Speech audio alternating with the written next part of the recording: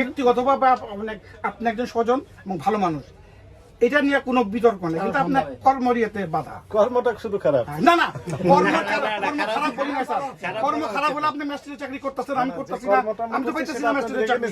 না না, সমস্যা এগেইনস্টে চুরি করলে যাবে, এগেইনস্টে স্যার চুরি করলে, কিন্তু চুরিটা কি কারণে করছি, পেটের দায়ে না গাঁজা খাওয়ার জন্য, স্যার এটা আপনাকে ম্যাজিস্ট্রেট বিবেচনা করতে হবে, এরকম কথা ফেস করতে হয়। তখন আপনার সাথে আমি কাহাতক করুন, দোকানদারদের সাথে কাহাতক তর্ক করুন, তাতে এখন যে নেতা যারা দোকান মালিক সমিতির লোকেরা চুপ হয়ে গেছে, ভাই আপনারা আপনাদের মতো ব্যবসা করে খান, করার নাই তো।